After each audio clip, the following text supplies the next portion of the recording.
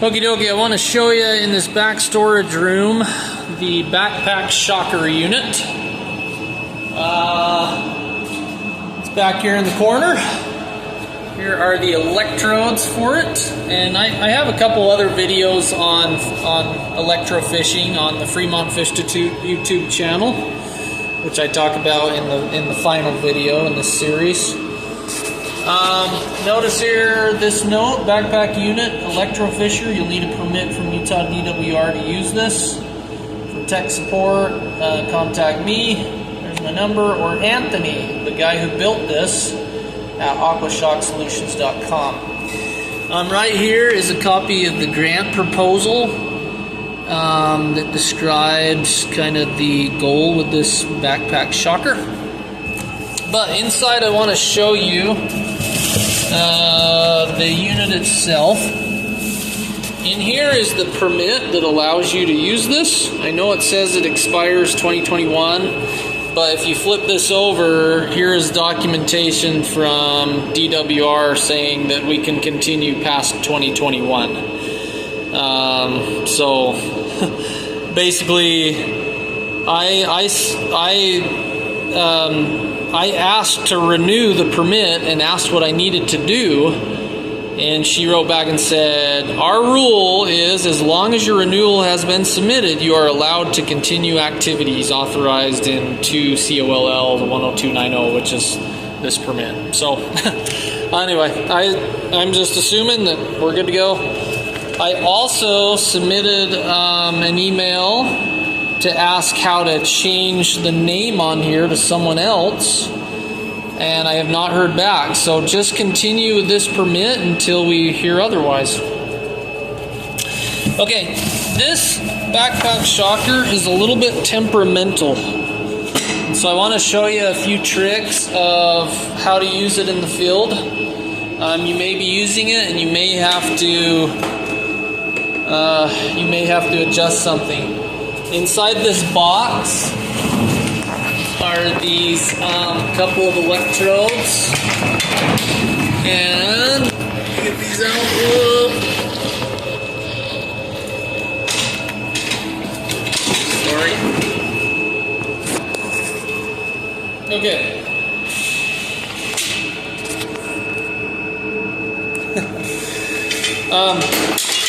Okay, so these electrodes, they plug in on the sides. It doesn't, so one's the cathode, one's the anode. Doesn't really matter which one goes where. If you're right-handed, so this button is what you push to activate that activates the electricity. So if you're right-handed, yeah, just have this on the right side. Okay, in here, I have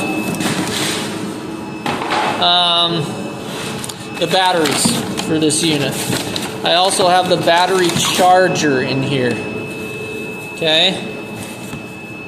Now, notice this battery has best connection to the shocker. Right here where the connection is, it's kind of finicky. It kind of gets, we need to get a little better of a connection on that. And at some point, I think it would be helpful to have, I don't know if there's like an electronics class in the district or someone in maintenance. Maybe, actually it would be great to have an electrician in maintenance troubleshoot this a little bit. But the backpack, the battery goes in here.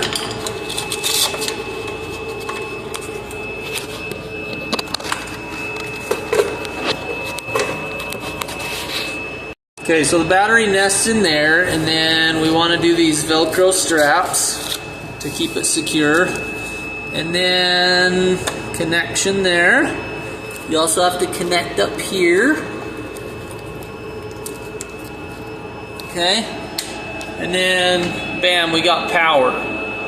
Okay, but what can happen is as you're out walking up the river, you always go upstream. Okay, you don't shock going down the river, you go up the river, and as you're going up,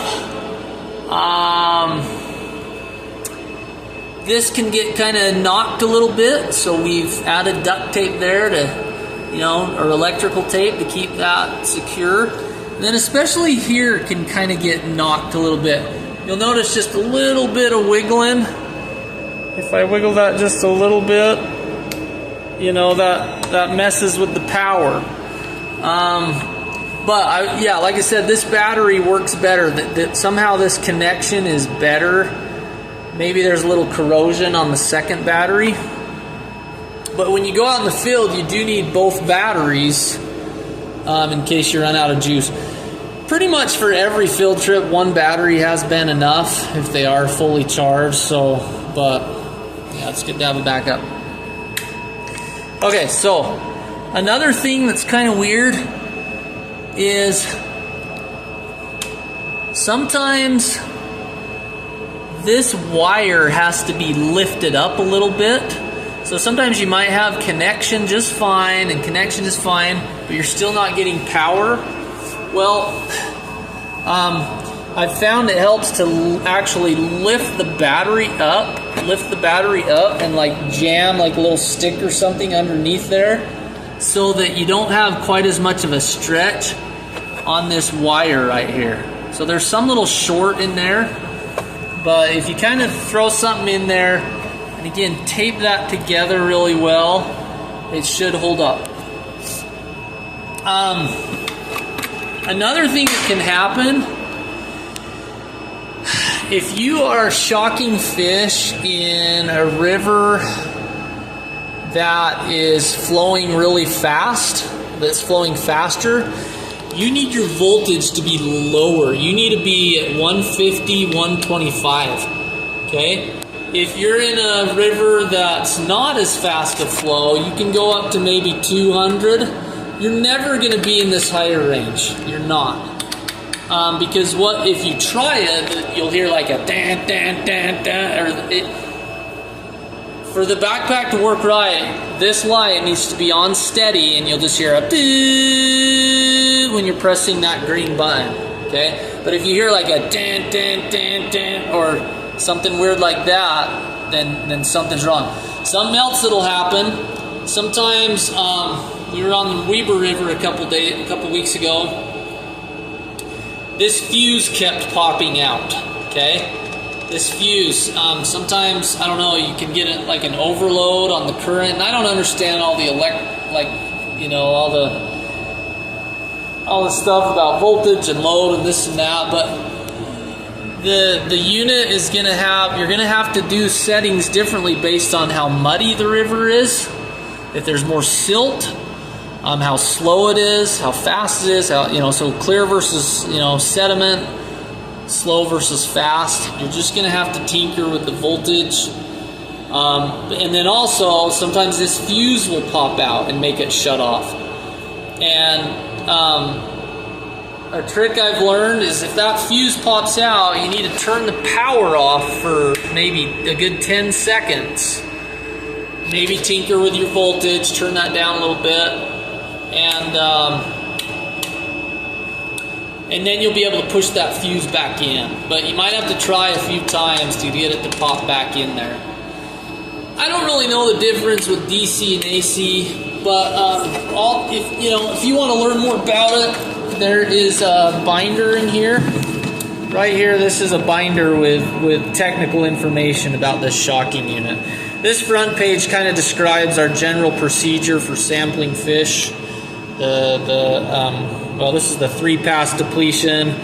That's what we were working with USU fish biologists. They use a 3-pass depletion. We usually use a 2-pass depletion, which basically means that you measure 100 meters of stream and you shock fish for 100 meters.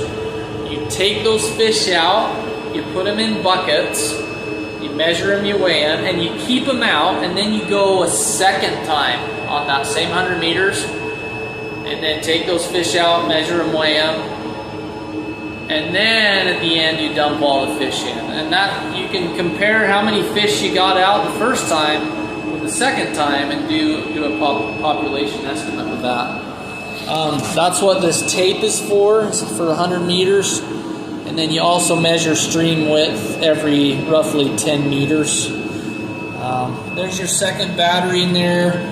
This is stuff we used with research we did this summer. That project expired. That permit is expired, so that we sedated the fish, and we took little tissue samples from them and analyzed those for mercury levels. Here's a fish board to get fish length, usually in centimeters. Fish tagging equipment. We had a project we were going to use this, but didn't end up finding the fish to tag, and so we didn't need it. So, yep, charger right there for the batteries. Make sure you place the batteries on like a metal surface if you're charging them. Metal or just like a